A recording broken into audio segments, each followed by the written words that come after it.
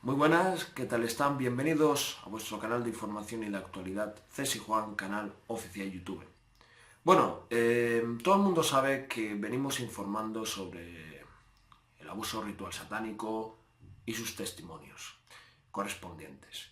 Tenemos en recopilación una testigo llamada Vicki Polin, que es de origen judía, que cuenta en el programa de Oprah Winfrey, en la década de los 80, que ella ha participado en estos rituales por obligación del linaje.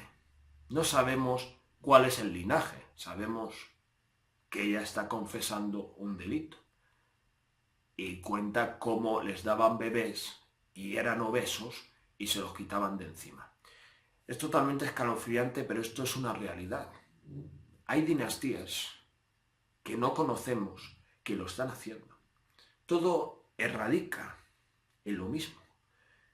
Es decir, ellos juegan con el doble sentido de la humanidad y ellos no adoran a Dios, ellos adoran a una cosa que es antinatural. En sus propias leyes ellos no creen en Dios. En el abuso ritual satánico, cuando tú lees los testigos, todos dicen lo mismo. Parece como que hubieran estado juntos en el mismo lugar. Pero como digo, se repite el modus operandi porque estas élites trabajan con esa determinada facción.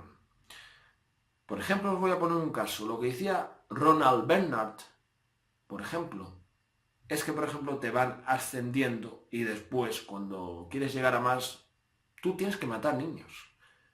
Y estamos haciendo un seguimiento a este tipo de cosas porque nos preocupamos de los extraterrestres, cuando nos tendríamos que preocupar por unas declaraciones tan duras como es que Dios solos ha matado niños.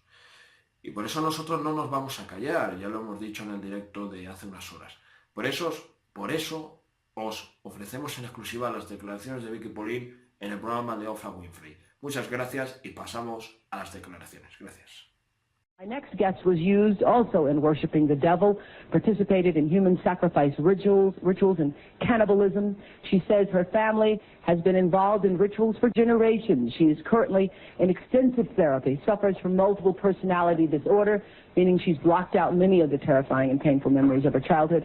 Meet Rachel, who is also in disguise to protect her identity. You come from generations of ritualistic abuse? Yes, my family has an extensive family tree, and they keep track of who's been involved and who hasn't been involved. And it's gone back to like 1700. And so you were... Right, I was born into a family that believes in this. And does everyone else think it's a nice Jewish family? From the outside, you appear to be a nice Jewish girl? Definitely. And you all are worshiping the devil inside the home? Right. There's other Jewish families across the country. It's not just my own family. Really? And so who knows about it? Lots of people now. I talked to a police detective in the Chicago area, and several of my friends know, and I've spoken publicly before. And so when you were brought up in this kind of evilness, did you just think it was normal? I've blocked out a lot of the memories I had because of my multiple personality disorder. But yes, I mean, it's like if you grow up with something, you think it's normal. Mm-hmm.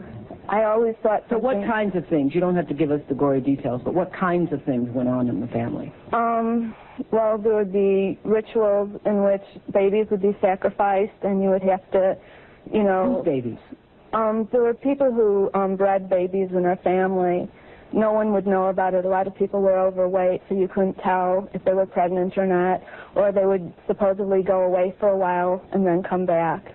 The other thing I want to point out, not all Jewish people sacrifice babies. I mean, no. That's not a very we kind of know thing. that. I just want to point that out. This is the first time I heard of any Jewish people sacrificing babies. But anyway, so you witnessed the sacrifice. Right. When I was very young, I was forced to participate in that, in which I had to sacrifice an infant.